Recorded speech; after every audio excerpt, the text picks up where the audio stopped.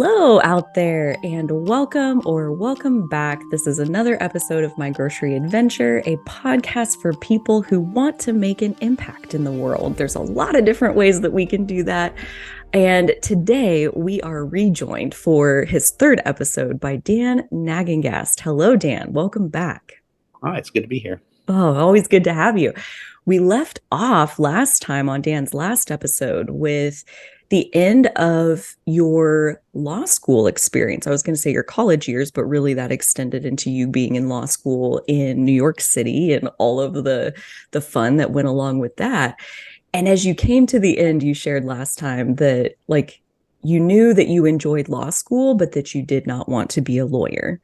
So we had already kind of found that clarity that you knew as you ended law school, it wasn't going to be getting a job as a lawyer. But how did you decide kind of where you went next? What were the other options that you were considering? Well, from New York, I moved to Boston, which for New Yorkers was the only other conceivable place in the universe that one could ever live.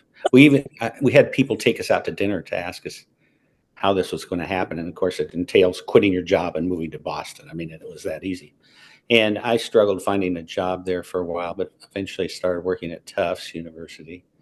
Um, and it was a legal job, and it was writing a UN.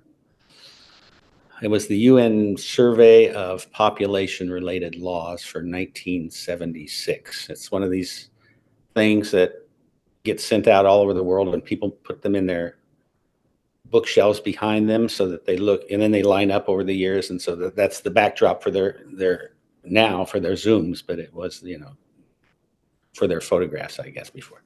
So I did that, and decided, boy, I need to change. And I was trying to think of, I mentioned before I wanted to be more worldly, and so I applied to Peace Corps, and the first thing they tried to convince me of was to go to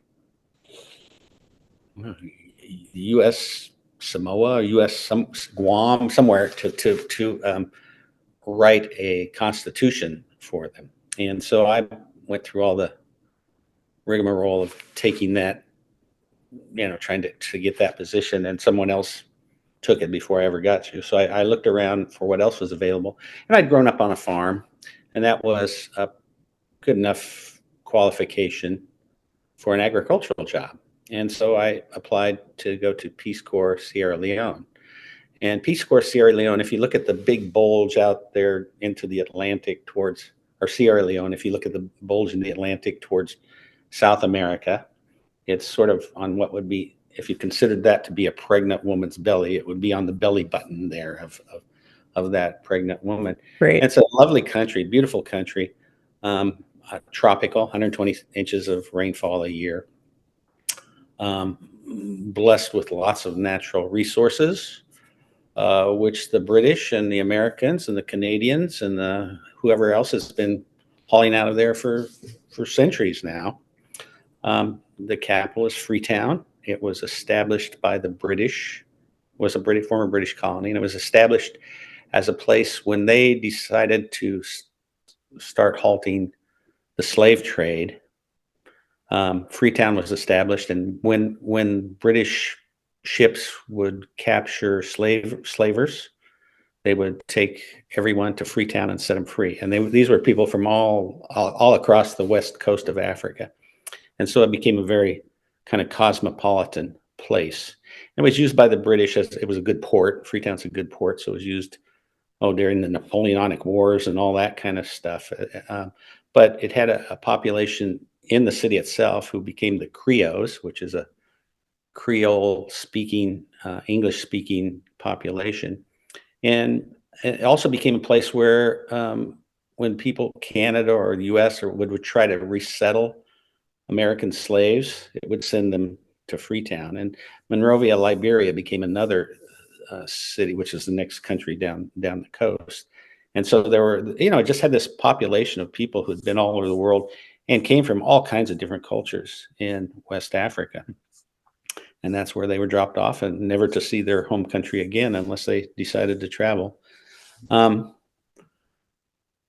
that's where I went. And the project was not working in Freetown in that Creole culture, but it was working in the existing tribal cultures out in the country. So these were, the Mende and the Timne, and there were like 8 or 10 different tribes living out there, and pretty much undisturbed by the British. I had a guy from Sierra Leone tell me once that instead of the lion rampants you see on coats of arms, which they have in Sierra Leone, he said, really what we should have had was the mosquito, because because Sierra Leone was known as the white man's graveyard. They would go there and die, from malaria. So though there were British there, and they did a lot of stuff, and they built railroads to haul rutile out, and there were diamonds, and there was all this kind of stuff.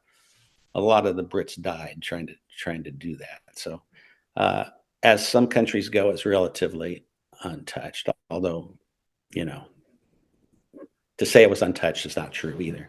Sure. So I was trained in rice culture, learning how to build really the Chinese style rice swamps with a big bund and the water coming out and going into the paddies and all that kind of stuff. Totally foreign to Sierra Leone. Sierra Leone has an African rice. It's called Oryza glaberrima. It's an upland rice. It's grown on the hillsides. It's got a dark red, almost wheat-like color to it, and where many of the nutrients in the rice are, and it was used. And when people cooked with it, they would put it in mortar and pestles and beat that the color, the outside skin, the outside part of it off, and feed that to the chickens. So it was like they didn't like the taste particularly of their own rice, and that's just a acculturated thing, over years.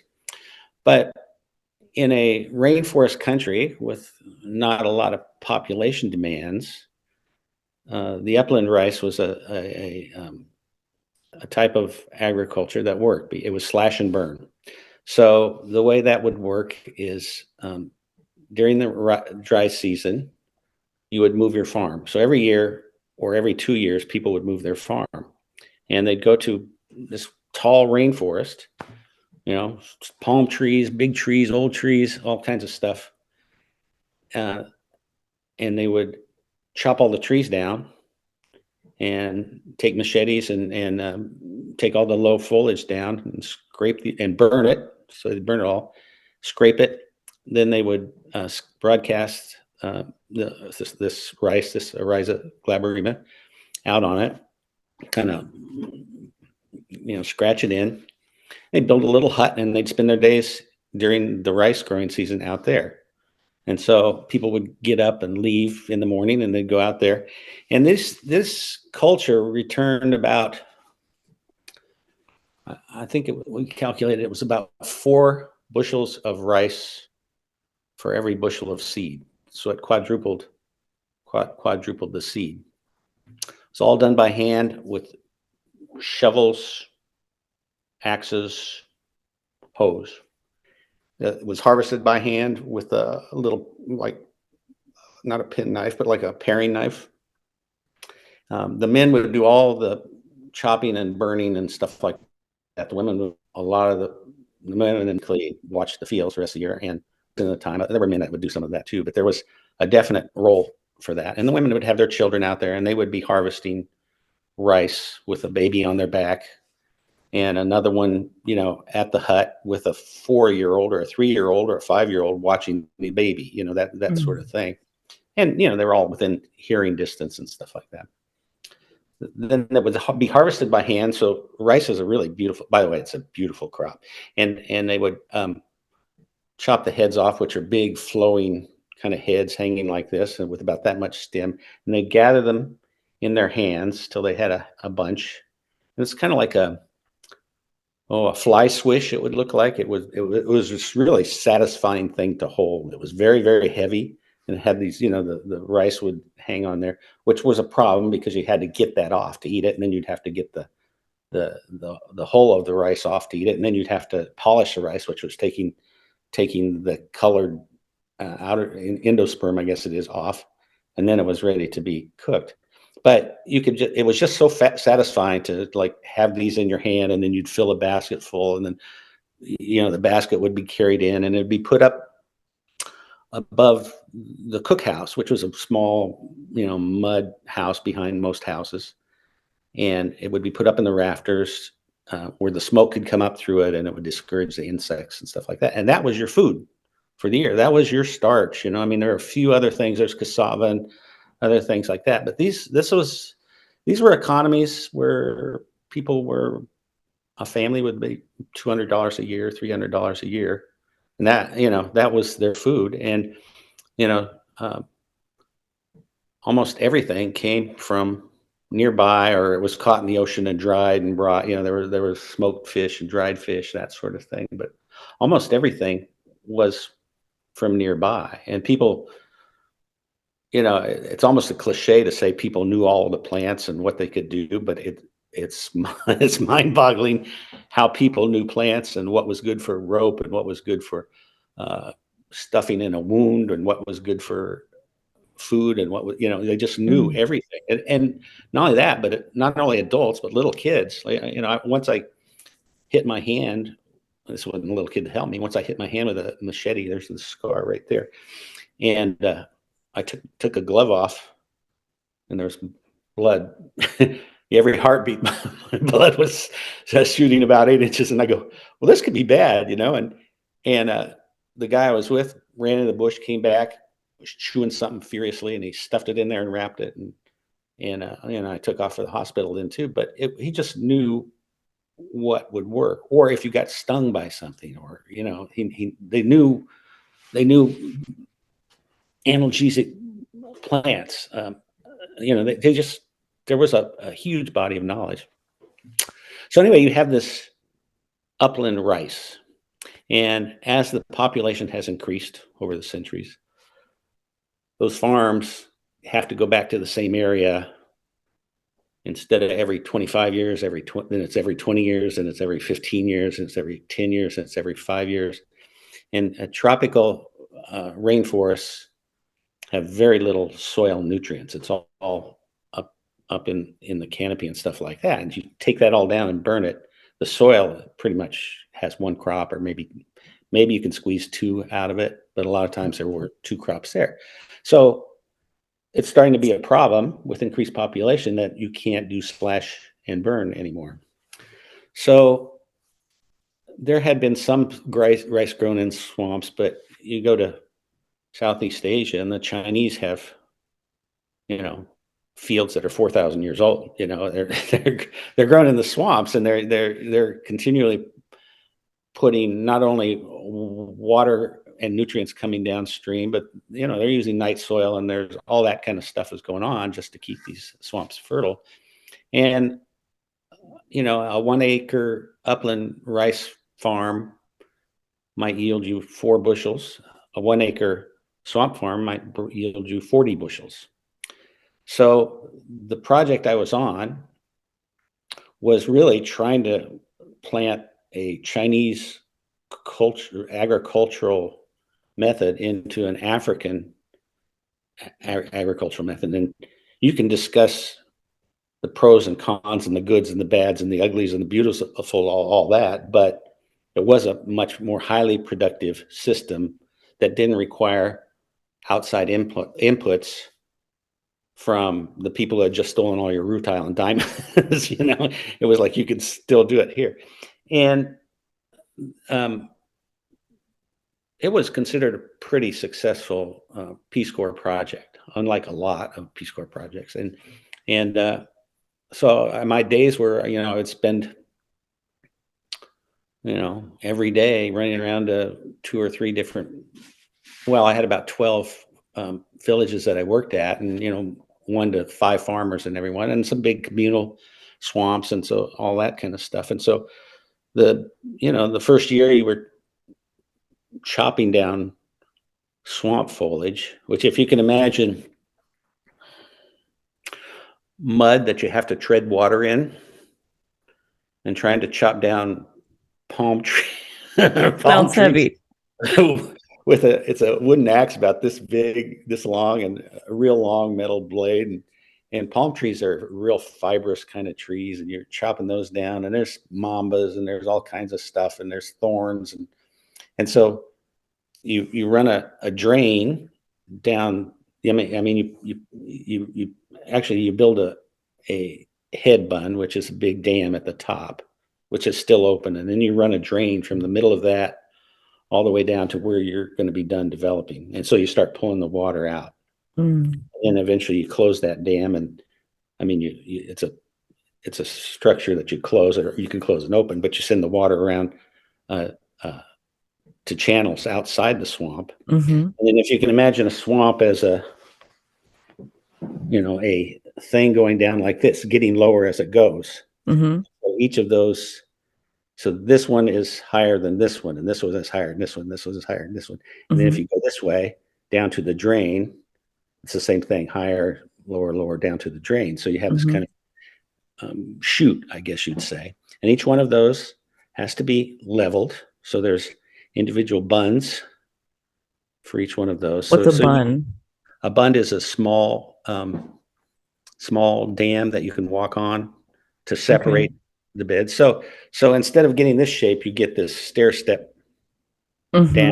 There's a bund at each one of those, and then they also stair step that way down the swamp. So the lowest point in the swamp is at the bottom of the drain, and the highest is at the top. And the whole thing, you can control the water to fill those up.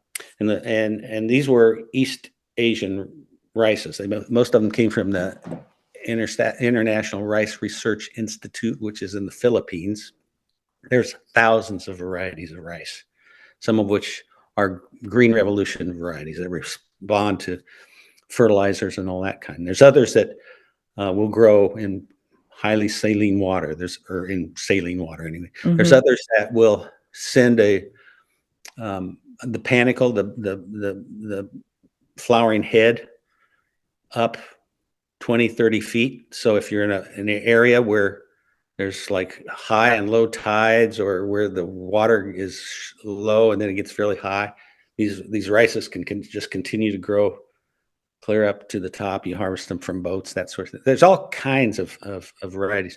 And so a lot of, we would try to get varieties, and a lot of them were based on taste and what people, they liked the taste of that one, I mean, that Sure. was, is there, what you eat every day is how you spend your life kind of too, and so Mm-hmm. so they were very interested in that. The yields were important, whether it smelled, how it cooked. I mean, there was a whole raft of things that people were interested in that it's kind of funny. Was it Monsanto? And I think it was the Ford Foundation's tried one of the first biogenetic rices was a thing called golden rice. And they developed it because it had vitamin A, I guess, or vitamin D, whichever it was, the sunshine vitamin. Mm-hmm. Do you know? I can't I think of think his name. D. I D. think vitamin D is the sun one. Yeah. Anyway, that was their point. They said this will prevent blindness and all this kind of stuff. People hated the taste of it, and there's no way they were going to grow it. And yet you had these scientists going, well, this will save the world. And by the way, Monsanto put very little money into it. It was only the Ford Foundation that put money into it.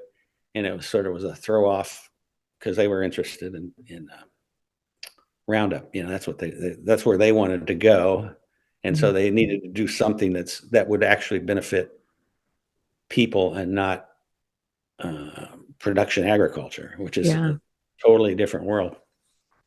So anyway, you had to be careful about what kind of rices, and you did rice trials, and people said, I want more of that, or I don't want to ever see this again, that sort of thing. And so Were you involved in that part?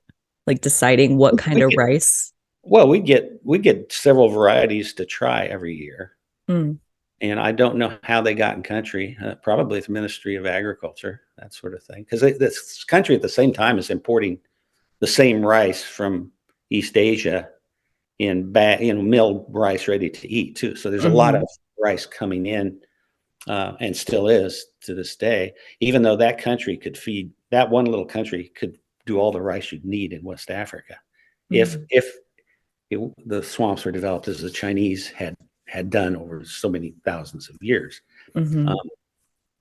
so that's what I did for years and years. And I had uh, groups of farmers in all these villages, and I'd go visit them and help them and do some of the work and all that kind of stuff, and got to know them really well. Um, I remember one swamp we had I think 8 or 10 farmers, and there was one really old woman. I mean, old, and I said, let's have a competition to see who's the best farmer.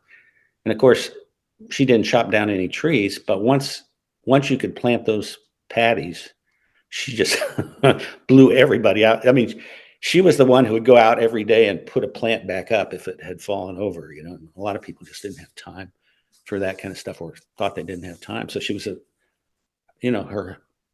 I'll use the word husbandry of that field was just superb. I mean, she just Yeah. worried about every plant, and it showed at the end. She had the best thing. She was kind of a feeble, but what she could do, she did.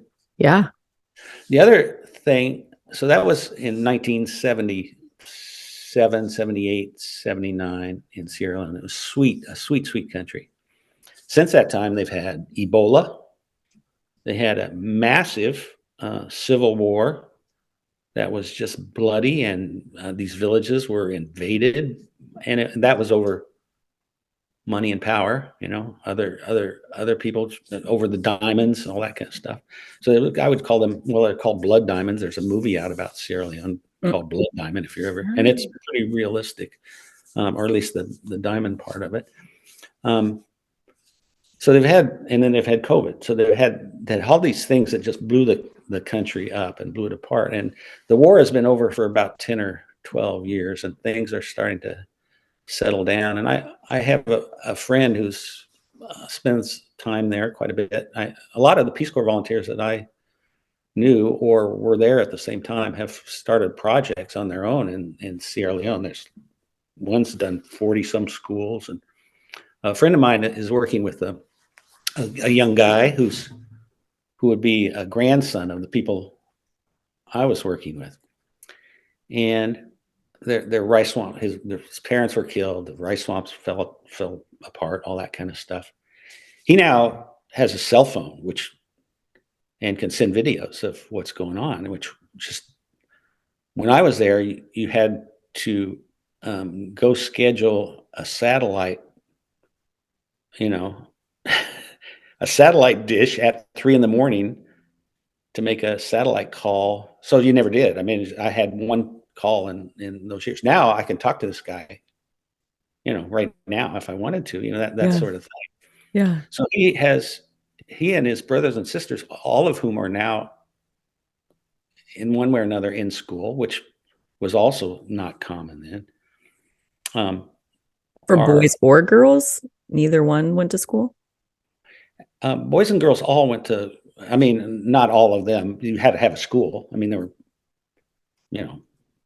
80% of the villages didn't have schools. But if you did have a school, generally boys and girls both went up through about seventh or eighth grade. And then there were high schools, which meant leaving that village and moving to one of the regional towns. And then there were a couple of colleges. And they were, okay. They were British system and all that kind of stuff. Mm. But so this guy has been sending me videos of the rice swamp that his parents had, which had fallen into disrepair for two reasons. One was the war and everybody died and they couldn't take care of it. The other was diamond digging. And I've got, if you go to Substack, my Substack, there's a one called Rice and Diamonds or something like that.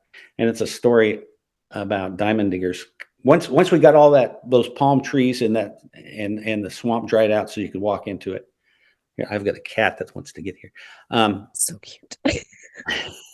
Right on there. Then it became an easy one to prospect for diamonds. There are some diamond chimneys up in the northeast of the country, but then all the rivers flow from there. And so there's alluvial diamonds all the way down to the coast. And there's a level of alluvial gravel that probably was laid down 500,000 years ago, whatever, Mm. when some great flood thing, and it's under all that rich humus that you find in swamps. And once it's easy to get to because somebody chopped all the trees down and drained the swamps, you'll see these prospectors will show up and start digging, Mm. It ruins the swamp. I mean, it takes all that humus and throws it out, and you've got all this gravel there and a big hole in the middle of it. And so that's happened quite a bit. And there's a story you could read about that if you want to. Yeah. So this guy's sending me videos, and he's interviewing his sister and his mother and everybody else out in the swamps, and they're learning to grow rice again as we had done it back then. And they go, "Hey, this makes us some money." I mean, they're surprised at the economy that they find there. It just sort of wasn't there before. Um, so that's a project that it was well received. It fell apart.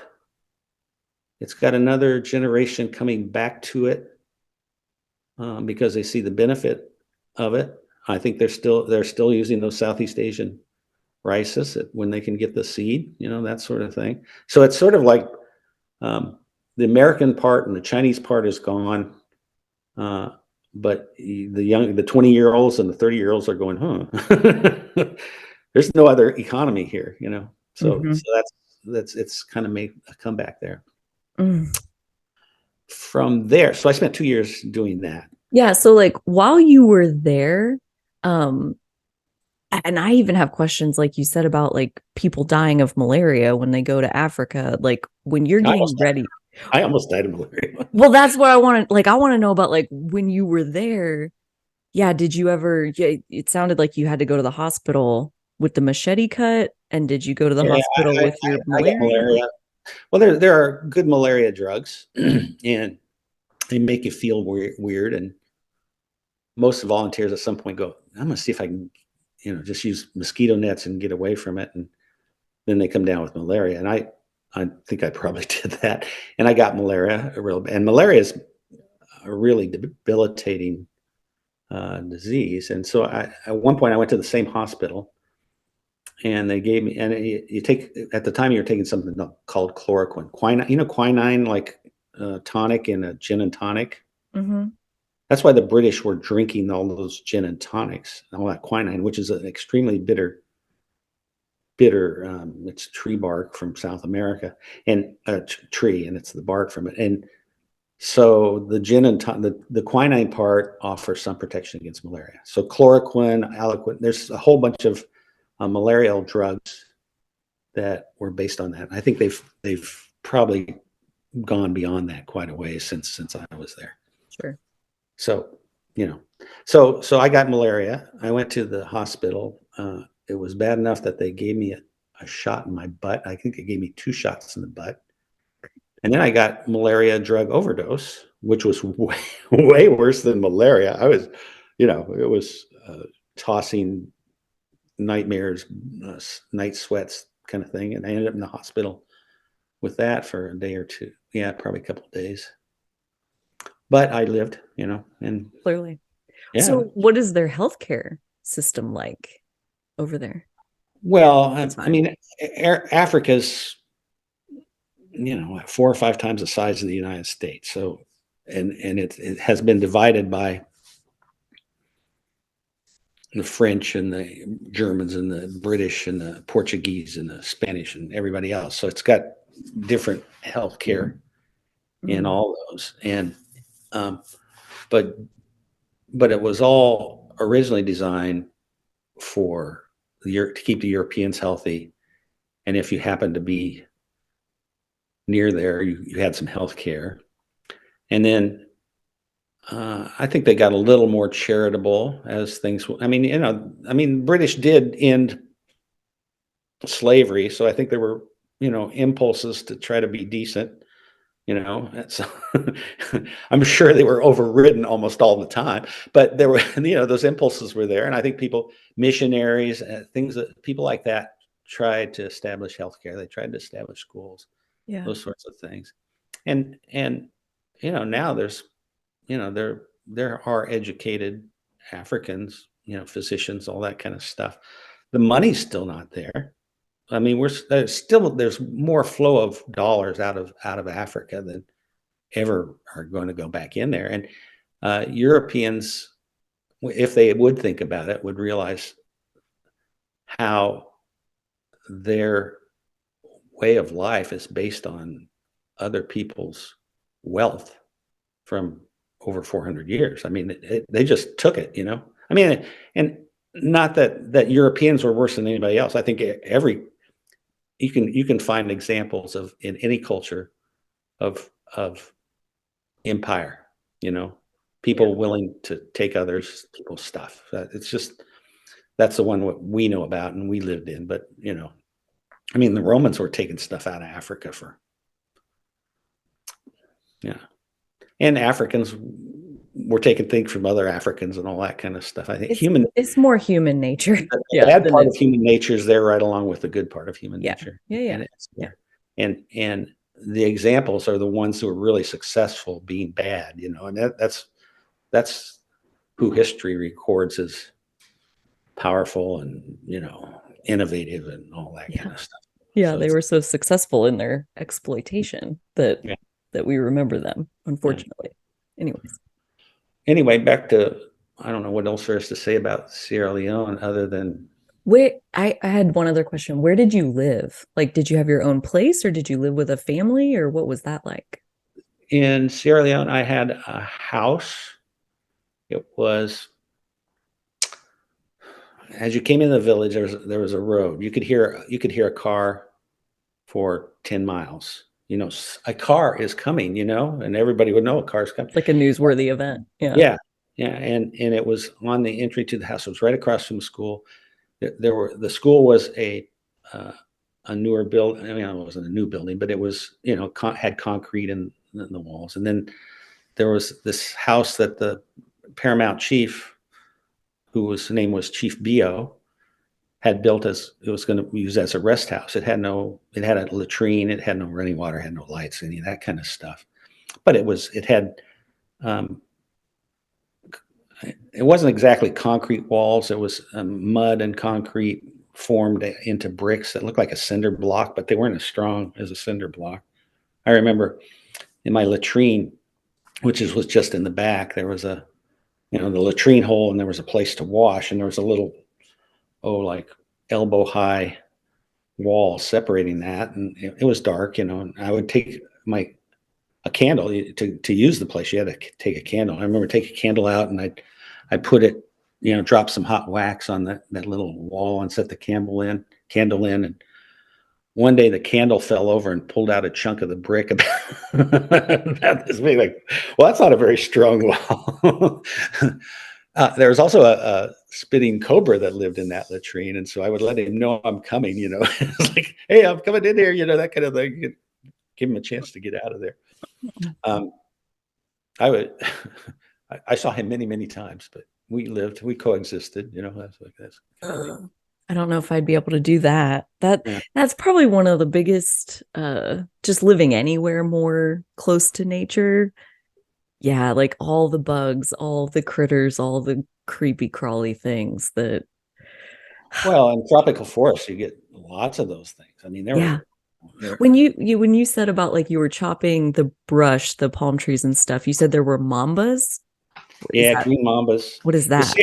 It's a snake, a highly poisonous snake, and um, Sierra Leoneans. I mean, these villagers just hated snakes, and if they saw a snake of any kind, they went after it. I mean, they chased it. Snakes were sources of, or people were sources of fear for snakes more than snakes were sources of fear for people. If a snake saw a human, it got going. And where you'd have incidents, it's like a guy climbing a palm tree to tap palm wine would come across a mamba up in the tree and couldn't, they met, and he got bit and he died. And in an animist society, most people would say, well, somebody sent that snake. to get him. Some evil cognizance wanted him dead, and that's why, there was no happenstance where you run across a snake. There was a who did this, what entity, human or otherwise, did this that caused this guy, so that was That's fascinating. part of the deal. I remember once I was in a swamp with two guys, and we were, clearing it with machetes and stuff like that. And these two, a man and a woman, were screaming clear across the swamp, and they came running at us. And in front of them was a green mamba, panicked, going, and coming straight at us. I look at my little machete and I go, ugh. And one of the guys I was with feels the same, and he pulled out a huge palm frond, like a 12-foot, 15-foot long palm frond, and he whacks it. But that snake was leaping at us, 4 feet off the ground, mouth wide open, trying to, it was pretty. So have I convinced you to go to Sierra Leone? I don't like it at all. I probably saw 5 of those over my 2 or 3 years there. Would you say that's like the scariest thing that ever happened to you, or do you got other things in your life that are scarier than that? No, No. there are rattlesnakes and copperheads around here. It's like Africa's not special because they got snakes. Yeah, that could happen here. That sure. could happen miles from here. Not a big fan. Okay. Yeah. Wow. So that sounds pretty rustic. So no electricity, no lights, No electricity, no running water. How'd you I cook? go get my own water every day. So I'd walk with a bucket, and about a mile, and down into where there was clean looking water. It had schistosomiasis in it, and it had other stuff. And then I'd take it home and either boil it or filter it, and then I could drink it, or I put iodine in it. I remember once, Africans carry things on their heads, and we go, how rustic. And I remember once going down with a little girl, a 7-year-old girl. She had a bigger bucket than I had. And we went down there, and she filled up her bucket, and I helped her get it on her head. And then I think I had 2, it was like a 6-gallon bucket, and I had 2 4-gallon buckets. And then we walked back together. And I had to stop several times, but she didn't have to stop. And I'm going, well, there's some sense in this, carrying things on your head. You'd see women with an entire tree on their head. And there's a way to make your spine perfectly, up and down. And the women would, it would be a trimmed tree, but it would be 15 foot long, 20 foot long, that big around. And you pick up one end, and they would walk underneath it until the balance point, tip it up, and away they go. And if you came up on them on a motorcycle on the road, they would invariably stop and turn to see who was coming. This tree would come out and block the road, and so you always had to be aware of that. But I remember running into a woman here at the lake, and she was trying to put her kayak up onto the roof of her Subaru, and she just, upper arm strength, it just wasn't there. And so I showed her how to put one end up there and then walk the other end up, and there you go. It's just a thing that we don't think about, because I'll have that guy load it for me. Sure. But it's that, people are carrying stuff, heavy things all the time, and it's on their heads. Mm-hmm. Well, like you said, they use their bodies way more than what we have. Oh yeah, we have tools. They were a lot stronger, wiry, every day they were doing things that Americans have never done. So don't even think about it. Yeah. Wow. Okay. So yeah, that's very interesting. So is it normal for Peace Corps assignments to be 2 years? Is that like their normal thing? Yeah. So when you come to the end of that, what were you thinking as far as what's coming next? Yeah. I was thinking I'm starting to be competent in Africa. Mm, Shame to quit, now that I am not just a wide-eyed idiot walking around. sure. And the other thing is during those 2 years there, um, that particular country, Sierra Leone, was known for its trainings in villages. Like a lot of trainings take place in Puerto Rico, or they take place in um, some of them took place down in South Carolina, in Gola country, especially for Sierra Leone, where there's, the language is almost the Creole and Gola. I mean, I can talk to Gola people because that's where they came from, and they managed to retain their culture. But generally, you're trained in DC, or you're trained in the suburbs of DC or someplace like that, and then you go over there and get a little more cultural training and stuff. But Sierra Leone was known for its training out in villages, and they would go to a village if the village agreed. And these, I mean, they would be way out in the bush, and you would repair a room in everybody's house in town, and that was going to be for the Peace Corps volunteer. But then 3 months, they're out of there, and you've got concrete floor and reframed window and all that kind of stuff. Mm, They'd maybe do a well. They do a BAFA, which was like a big meeting area for the classes and stuff like that. And then mm-hmm. volunteers would come and live with families and get to know them, pretty well. I mean, often there's no ceiling. I mean, so you're just in partition. The houses would have partitions, and so it was like whatever you're doing, everybody knows what you're doing. I mean, that's sort of the way it was, Sure. um, and so that was a really good way to train people. And other countries hadn't done it before, but Sierra Leone was known for that. So I during the season when not much was going on, we'd hold our trainings, and in those trainings, I mean, we would develop a swamp. People would go early and work with the village and clear and have a swamp mostly cleared, but then not all, so that the volunteers, new volunteers, got trained in how to do that, and Mm, how to build the bunds, how to do transit level surveys, or how to do it if you don't have a transit level, that kind of stuff. mm-hmm. Um, they'd have various, they'd have crops growing in various, you know, um, like in a nursery, and a seedling nursery, have some growing at certain stages of the crop. So that in the 3 months that the volunteers were there, they would see a whole um, crop season, Mm-hmm. see how to build a swamp, and as did the villagers all there too. And then you'd leave that swamp there, and you'd leave all that kind of stuff. So it was a sweet deal to put up with a bunch of weird Americans for a while. And some volunteers should not be there. I mean, it's pretty clear there are Believe people that. that they're running from something, Oh, and they latched on, and as opposed to people who wanted to be there, who had just the most enjoyable time.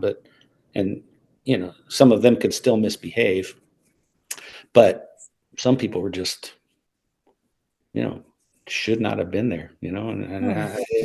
I ran several trainings for Peace Corps volunteers, and I would say it's like 30% are just great. 50%, 60% are, it's going to be a 2-year experience, um, ups and downs, but they'll get through that. And then some are just, they should have stayed home, but they probably shouldn't have been at home either. I mean, I don't know what to do.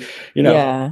it's that kind of thing. It's like the Foreign Legion. Mm, It draws people who want to adventure, and it draws people who can't find a place. yeah.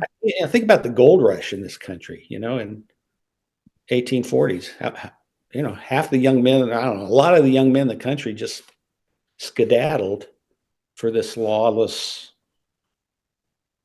I mean, that's another human nature thing. That once people could travel, I mean, maybe you're out there catching beaver and bringing the pelts back, but that's like a way to not be unhappy back east. Yeah. Yeah. So there's that going on too.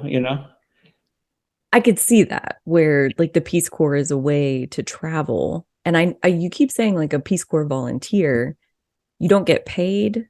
Do they pay for Well, your living You, expenses or like you how does were- that part work? you wouldn't be the richest person in your village, but you were clearly, you got $100 equivalent of $100 a month for if you had to pay rent and that was your food and your travel and stuff like that, which was more than enough. I mean, it I mean, was, in a country where you said some families make like $200 or $300 in a year.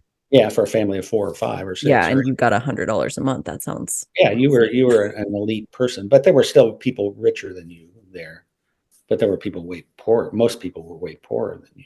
Yeah. And you had a you had, if you could get medevac back to the US if you had a serious enough health crisis and you had use of a motorcycle. Um, Is that some how you got between, like you said, you went to all the different villages and worked with all the farmers? Are if you, if it wasn't within walking distance, I rode a motorcycle. And then you ride public transport, which is generally like the village that I was in was called Tihoon. Um, the president of Sierra Leone is from that village and was probably a toddler when I was there. I didn't know him.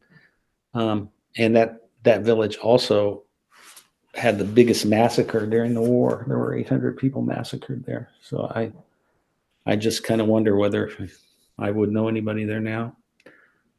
But anyway, it had one like Datsun pickup that had a canopy built up on a really strong canopy. A little Datsun pickup, stub nose kind of thing, Mhm.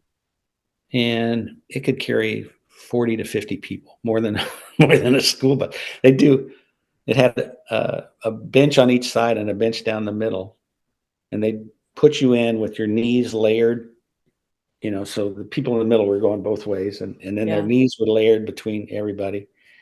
And at times, if there were passengers that wanted to get on and couldn't get in, they would take off, go real fast, slam on the brakes. Everybody would slide to the front, and they'd put two or three more people on. And then there were, chickens under there, and there's chickens on the side, and there's goats on the roof, and young men on the roof, and people hanging. I mean, it was just, and I was in situations like that all the time.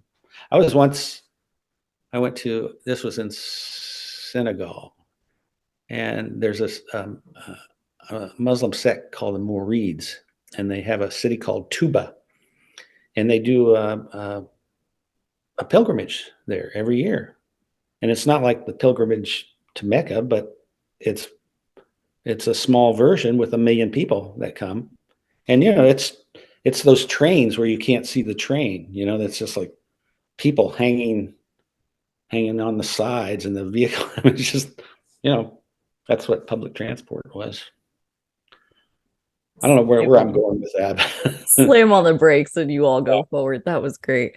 yeah. Um, yeah, okay. So yes, you participated in the trainings while you were there the first 2 years, Yeah, and I would then do you like got cross. Yeah, I do some of the training on rice or some of the training on or cross cultural stuff. And so I went to two of those, and that gave me chops as a trainer. Which we talked about doors that open. So that opened the door to this request from Mali that I come up there and serve as a volunteer for a year, and then set up their first village-based training. So I was in Mali for 2 years, but 1 year as a volunteer and 1 year as director of their training.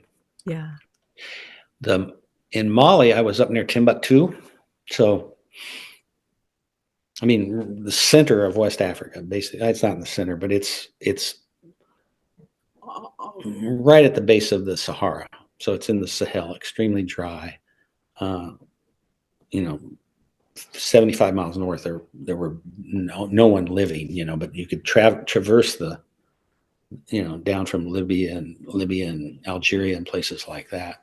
And there was one thing really north of us, and it was the salt mine, which was also the prison of Mali. And if you were a prisoner, that's where you went to die. It was And they had nobody. you like work at the salt mine Oh or yeah, yeah. yeah. That's what it was. And so a lot of the caravans you saw there were, camels with it's rock salt. So they'd be tablets like this big and this big, 3.5 by 2.5 feet, and one on each side. I mean, heavy rock, on each side of the camel, and you'd see these long caravans coming down, and go to markets and stuff like that. The way you sell it is you sit there with that big tablet of rock between your feet and basically a wood saw, and you just saw off little chunks and you sell chunks to women who come to the market, and that's the salt, I mean, there's other sea salt places in West Africa, but in Central Africa, that was, it's a valuable commodity. So where I was near Timbuktu, that's where Mansa Musa lived. So I don't know, 1400s, 1500s, he was considered perhaps the richest man in the world. All the gold. He went to Mecca and basically collapsed the economies of Egypt and Saudi Arabia because the inflation from all this free gold that he was throwing around to people. That just like gold was suddenly worth nothing, because he had some. Look at Mansa Musa. Look him up. It's an interesting. I will. Yeah. Guy that nobody really knows about. Huh. So I was up there, and the Peace Corps part of it was I was on it was a USDA, U.S. Department of, or USAID, U.S. Agency for International Development funded project. And the farmers up there were growing wheat, short straw wheat, which would be the equivalent of spring wheat, not like our hard red winter wheat from Europe. And they were growing it in the Sahel, or the Niger River, after which the country of Niger and Nigeria are named, starts to the north of Sierra. I was about 800 miles away from where I was at Sierra Leone. So that river starts in the north, in the Guinea-Bissau, in the Futa-Jalon Mountains, and it travels north and becomes a braided stream, like a very wide braided stream with sandbars and stuff like that. And it turns not far after Timbuktu and then heads back south and through Niger and Nigeria, and it spills out into the ocean way down there. So it's a really long river, and also is a dry season, rainy season river. So at times it's in full flood and it's huge and stuff like that. Other times it's a braided stream with boats tilted on their side, waiting for the rainy season to get back up and go and stuff like that. And there's a lot of people use the river for transport. There's a tribe of people called the Bozo, who are river people, and they're nomadic river people, so they move back and forth. And the typical boat is a panas, which is a huge, always black canoe made with planks like this. Where those planks come from now, I don't know. So basically sewn together and then pushed with long poles. So the people that push that poles are the fittest people that I've ever seen on the planet Earth. I mean, they are basically spending 8 to 10 hours a day exerting every muscle in their body. And you should see everyone, they're just you can just see every muscle, that sort of thing. They stop to eat and they'll eat this much rice, it's just like pour that at the end, and just really fit people. So I was up there, and the ID project was trying to increase the amount of wheat, which had been grown there for centuries. And the way they were doing it was trying to give them mechanized pumps. So the way in the dry season, the river gets braided and it goes down to a small stream. And what they're called the Koroboro or the Samurai would do is they dig a canal with a short hand hose, 15 feet deep and a quarter mile. So if you can imagine a small short hoe with a blade like that, digging in the mud and flinging it 15 foot up for a quarter mile. I mean, it's just, you couldn't get across them. They were so deep. Yeah. And then when they got to where their fields were, they would build a settling pool, like 6 foot up. And then they'd build another settling pool, or another pool above that, 6 foot up, another pool above that, or maybe they would be at the level of the field. So then they'd take this, it would be inner tube buckets with 2 ropes on them, and they'd scoop the water down and throw it over their shoulder to the pond, to the little pool above. Then they'd climb up there and take the water and throw it to the next pool above. And then they'd climb up there and take the water and throw it into their fields. And the fields had little canals and stuff like that. And then basically little paddies. And then the water would sink down in. It was so dry there at times on a dry day, you could see wheat sitting in 3 inches of water and the tops desiccating because of the dry wind that was going over. But these guys were just superb farmers. They were just, compared to the Sierra Leone farmers who were, good farmers, these guys were just like, God, they worry about every plant. They on a moonlit night, they were out working. They'd work all night if the moon was full, that sort of thing. The men had forearms like this from all that. The thing they carried, the sacks, they were woven sacks that they carried wheat in. They were 300-pound sacks. And so two guys would get together and one would hold the other guy's wrist and they'd tip the sack into him. And then they'd carry those sacks wherever they needed to go. I mean, nobody could lift one of those sacks, but these guys, 150 pounds for each of them, they were fine. And so that's, and at one point it was 128 degrees for like a week. And fortunately it was full moon. People went out and farmed all night. And then during the day, everybody, they had mosquito nets and they took them outside their house because you couldn't stay in the house. And everything, the donkeys, the goats, the cattle, everything was like,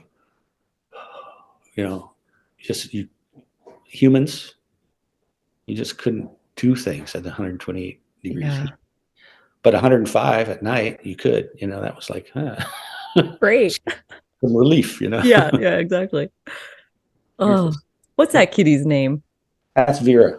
Vera. Vera wanted to be on the podcast. Hi, Yes. Vera. Welcome to my grocery adventure. Oh gosh. Wow. Okay. So what we were doing was introducing Pakistani pumps. So they were diesel pumps. Very simple pump. But if there's one place in the world where there's no diesel fuel, it's Timbuktu. I mean, there's no year-round road or truck transport. The river's not year-round, stuff like that. So it all had to come up the river or during the dry season and stuff like that. And government couldn't do it.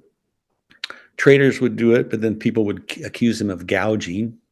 But I mean, they don't, here's what it costs to get this. So the diesel was a real issue. If the pumps break down, we were training mechanics. The garage that we had to repair it was a mat on top of some sticks.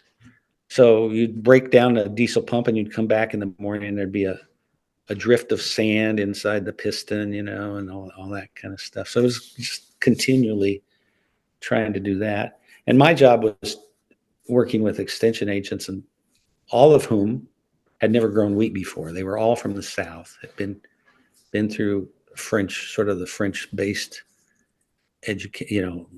agricultural school. Everybody, they didn't speak the same language as the Koroboro. They spoke Bambara. And they were because it was a funded project, the government, I mean, all these countries have people who've gone through some education, and then they need to, give them a job. And so if there's a outside funded project, you just pack them in there, whether they want to go or not. So there were a lot of people there. I mean, some were just excellent, and some were like hoping for their paycheck, which they sometimes didn't get, Some of them didn't know anything about growing wheat or that sort of thing. They could look it up, I guess, and Mm. meanwhile, these farmers have been growing it for 500 years. So you couldn't teach them a lot about wheat. You could teach them about, okay, you're going to have a much bigger stream of water coming here. We're going to have to redesign this because right now your canal's going like this and all over, and you need to come up with a way to allow this larger stream to come through, that sort of thing. Mm. I remember I met a farmer. He was growing some rice too, and I said, and he was planting the plants so far apart, and I said, man, because I knew something about rice at the time. I said, this is just not right. And he goes, yeah, it is. And I said, no, it's not. I said, well, would you let me do it? And he said, well, if you'll repay me if this doesn't go well. And I said, okay. And so I just one little plot, like 6 foot by 6 foot, and I planted the rice a lot closer together. Came back a few months later. Mine was all burned down and nothing, and his was this lush thing because it was a type of rice that really tillered. So it was a rice that had 100 stems as opposed to 5 stems or something like that. So he was right. He knew what he's doing. I did not. I had to buy him a bag of oats, I think it was, for his horse. And he got to What made you think you knew better than the guy who like grew it because I full knew about time? rice and nobody knew about rice up there. So Okay. but he did know about he did know But about he did that know. variety of Yeah. rice. So, it was really funny. We There we've was all been there. there were two guys. So we had this field that it was we trialed varieties. These were Mexican varieties. So CIMMYT is IRRI was the International Rice Research Institute in the Philippines. CIMMYT is the Wheat and Maize Institute. These are like international research. There's another one, ICRISAT, I think in India, that does sorghums. And then there's a potato one in Peru. So CIMMYT would send us varieties that we could try, and that was okay. Some of them worked, some of them didn't, but they had their own varieties too, and which were well adapted and well suited. But these CIMMYT things, in theory, would have more yield, less straw. I don't know, those sorts of things. So we had a research station that I spent a lot of time on too, and like I would set up these irrigation systems that could deal with the pump, and then we did varietal trials and stuff like that. And we bring farmers to come look at it. The people that were there, and so I spent a lot of days there. And the people that worked there, they were Bella, and the Bella people are Black Africans. They are traditionally, or they're commonly found in Tuareg encampments and are considered a slave tribe of the Tuareg. So the Tuareg are Maghrebian. They speak Arab. They look a little more Arabic. They're known as the blue people. They wear blue indigo turbans around their head. Very, very different people. And so there's some stories on my Substack about them too that are kind of interesting. But they were very hospitable and all that kind of stuff. But they were also, they made you worry when you're around them for whatever reason. They didn't smile a lot. But anyway, there was this couple, the Bella couple, and they were no longer anybody's property, and the Bella and the Tuaregs lived together for generations. So it's like you might say a servant master relationship. So it'll go on for generations, that sort of thing. But these two had escaped, and they were the poorest people I'd ever seen. They had a mat. They had a little goat. They had a tin can about this big. I think, kind of a empty tin can. They had their clothes, probably a few coins in their pockets.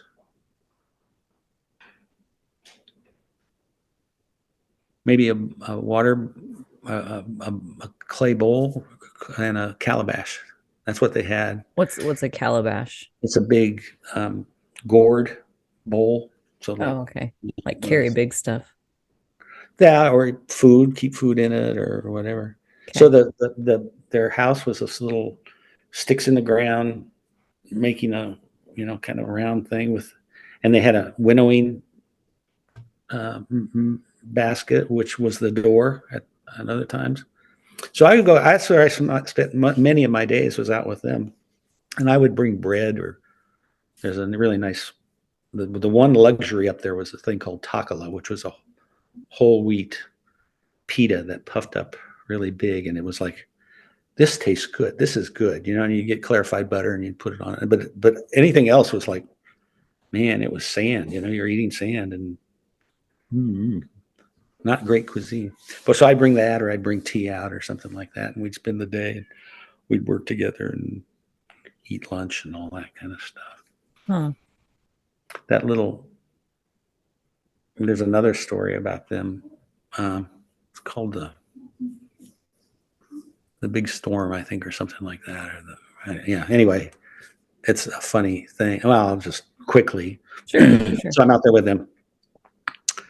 First and only rain in the year and a half I was up there came. It was a big black storm rolling in, and we're going, oh crap, And we have this little sticks in the ground with a mat over it kind of thing. So the three of us beat it to there, and the little goat comes running. He scoots in there too. So we're sitting in there, and we hear these two women who are coming also, walking from Dire, which was probably 12, 15 kilometers away, back to their home village. And they both had babies on the back, and one was burned, which is why they went down had burned its hands in a fire pot or something, which is why they'd gone to Dire to seek medical thing. And this little kid was on the back, and I remember he had white gauze on his hands. And they looked like pistils on a flower. They were just like, or stamens. Anyway, they were just A little part. yeah. Yeah. But they had big things on their head full of stuff because it was a long trip, and they were hit back, and this thing was coming, and they were panicking. They came running, and we opened the door, and they dove in, all four of them. And we're all kind of sitting there going, geez, what is going to happen here? And then suddenly around this mat door, a toad comes hopping and gets in with us. And it just cracked us all up because here's this white guy from Nebraska and these Bella and these two samurai with their burning kids and a goat and a toad. And all of us had the same instinct, like, what is cover? We all gosh. We just cracked up, and it came through, and it really blew, it's like, yeah, but it didn't take us down. And there was about an inch of rain, which was an amazing amount of rain. I mean, that was all the rain I ever saw there. And so the mud that is at the base of the Niger River, when it's dry, is like rock. It's like hard as rock. When it's wet and you walk in it, you get that much builds up on the bottom of your feet. So trying to get out of there and get back down, at least down to the beach where the sand was along the river to get home. And I got home, and I had half a building. So I had one room, and my landlady was an elderly, I think, widow. And it's unusual to see somebody living alone like that, but she was renting me half her house, which was great for her.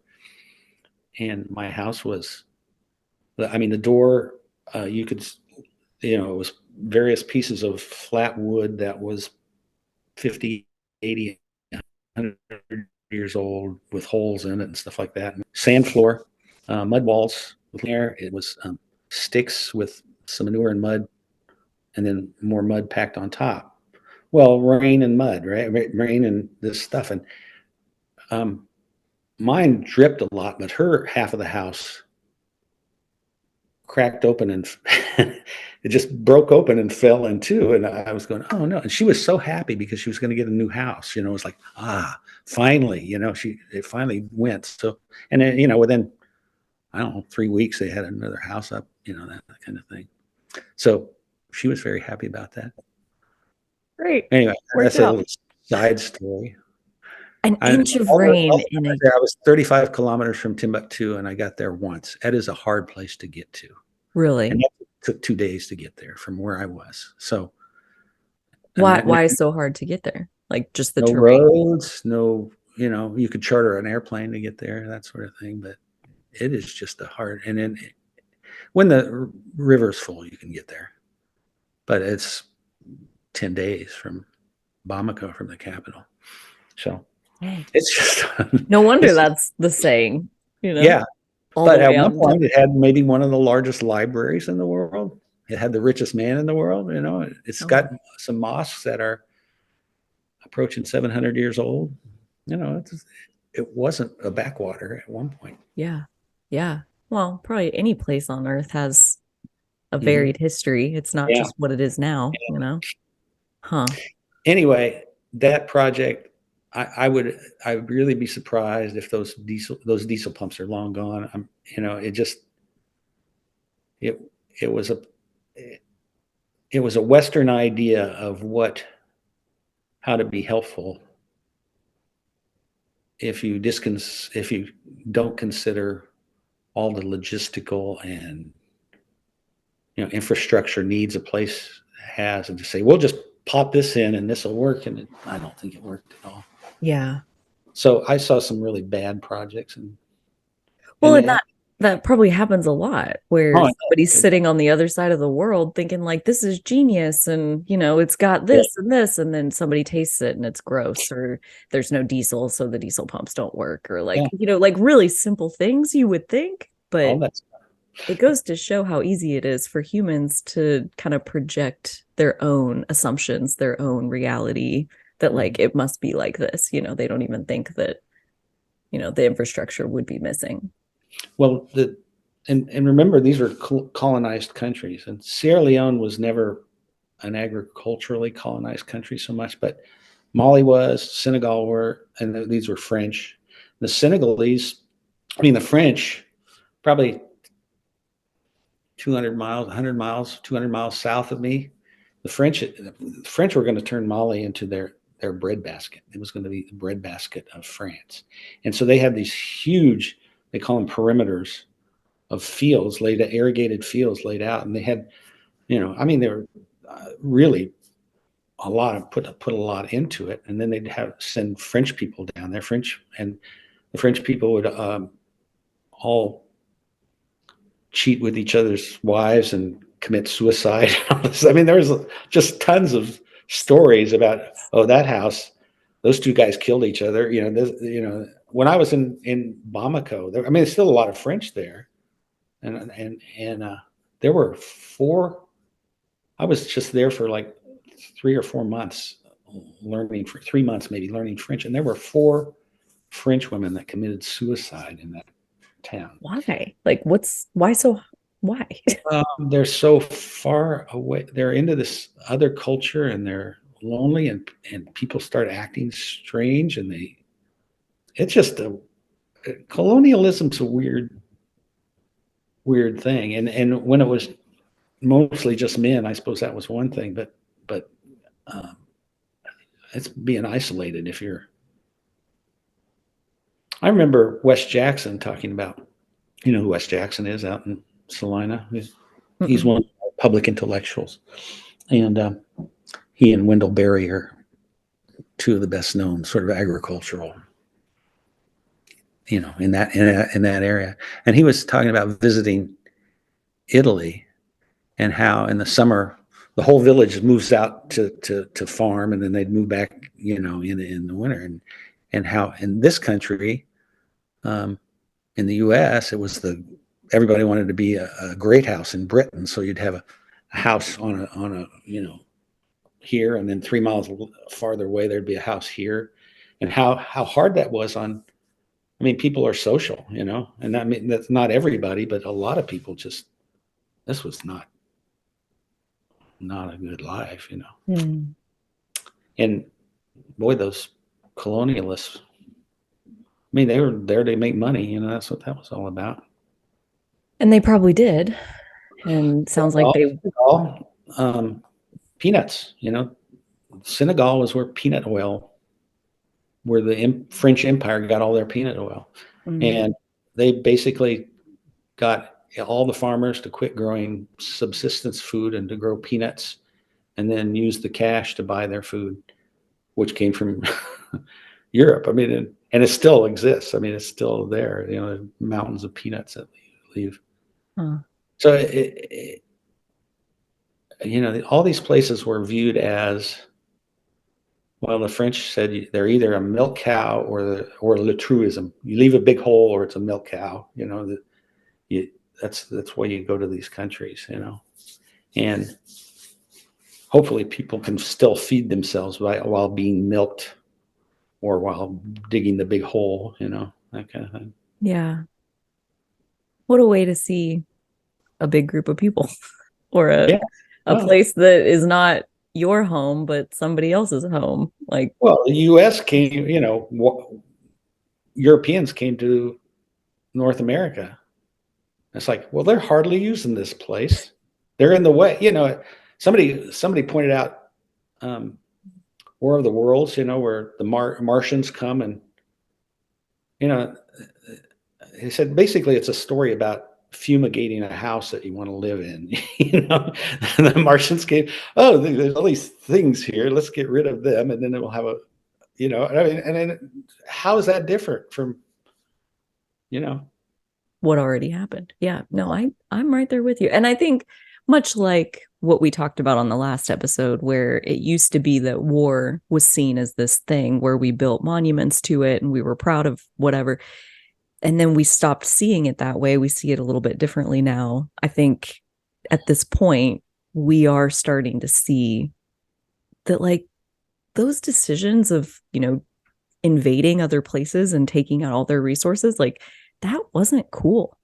And actually, there's lots of museums and countries that are like giving back things that they have in their possession. They're like giving it back to the place where it was taken from, and like putting it back where it came from. Do you remember at the start of the Iraq War, 93 or 94, when Dick Cheney wanted to build the largest embassy, U.S. embassy in the world, in Baghdad? And it was because of the oil of the, we were going to become, and we controlled Iran's oil for years and years. So he was, the whole idea was, I mean, it was Saddam Hussein was a bad guy, and maybe he had something to do with 9/11, but of course he did not. I mean, you can find people like that today who look out and go, well, how can I get you can find developers in a town. Look at the town and go, how do we get rid of those people and put in nice apartments? I mean, yeah, we're hardly using this part over here. We could build a bunch more stuff. Yeah. That's like, on the other hand, I kind of look at the green revolution. I go, yeah, so you're going to use all this fertilizer and all these high tech varieties, and you're going to use all, when we started doing that, there were 1 billion people. Now there's over 8 billion people, and nutrition is actually better throughout the world than it was. I have to reconsider my own prejudices and impulses too. But you wouldn't have 8 billion people if that nutrition hadn't gotten better. And those people have less control over their food than they ever did before. I mean, it's this mixed bag of, things, Yeah. As always, I feel like we could just keep going and going and going. At some point, what's that? We've gone for an hour and I know it's already like an hour and 15 minutes, hour 20 minutes. It can go by so fast. And that's what I hear from the people watching them too. It's like, wow, that hour flew by. So yeah, thank you again, as always, for sharing your stories. I'm gonna get from you a few links to some of the articles that you mentioned, and we'll put those in the description box for anybody who wants to dig into the articles about your time in Africa. They're written than me telling them. Well, yeah, there's like so many places and things that, like, as I read the mango one, for example, I Googled the places you were talking about and found a map so I could see, like, where did you start and where did you go? And like, so that was really cool to get to kind of take the story at my own pace and be able to give myself as much context as I needed to be able to understand. It's a wonderful time we live in from that perspective. I know. It's just suspect. right there. Yeah. Yeah. Yeah, Yeah. yeah. I got to see like, oh, look it, there's the train tracks that he Mhm. went on from like his little Mhm. journey from this place to this Mhm. place. So yeah, we'll put some links in the description if people want to dig into some of the stories from Africa. And when we come back, do you think did we get to the end of your Africa years or are there still There's more some more. years? There's a little bit more. Okay. And then I'd say after that is being involved in sustainable agriculture in the US, Yeah. and then you'll have drained me dry. I won't have anything left Right. to say. We're treating you like the milk cow. We're just getting a little bit more every little bit. Yeah. Well, and so yeah, so next time we'll come back and we'll pick back up in Africa and cover a little bit more of what's left. And then after 8 years on a continent around the other side of the world, like, right, my main question is how do you decide like what to do next? I'm sure doors opened and kind of the path unfolded like it has been, but yeah, so next time when we come back, we'll catch us up on the rest of Africa and what happened next. Okay, sounds great. Okay. Fun. Everyone else, thank you for watching. We appreciate it. It's super cool to see people enjoy these episodes. Awesome to get to read any comments or, favorite parts or highlights that you really enjoyed. If you have any questions for Dan, anything you'd like to hear him talk more about, I'm sure he'd be open to answering some of those. So feel free to leave those in the comments as well.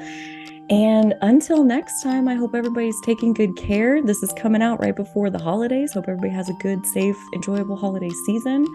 And we'll see you on the next one. Okay, bye.